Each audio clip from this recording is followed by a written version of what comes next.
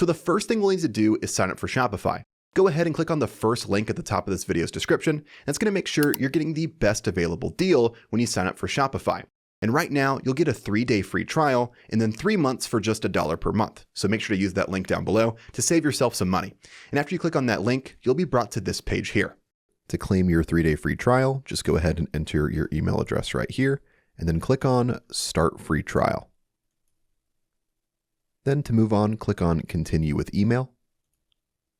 And here you'll need to enter your personal information and create a password. Then once you've done that, go down and click on Create Shopify Account. And then here you're able to input your payment information to actually claim your 3-day free trial and get the special $1 for 3 months offer. So to claim that deal and lock it in, go ahead and input your payment information here. Then once you've put in that information, go down and click on Subscribe for $1. And here we'll need to go ahead and choose a plan. I recommend just going with the basic plan. It has enough features for anybody that's just starting out. So I'll click on Try Basic. And I'll enter my business address a little bit later on. So I'll click on Add Later. Let's go ahead and skip the onboarding setup.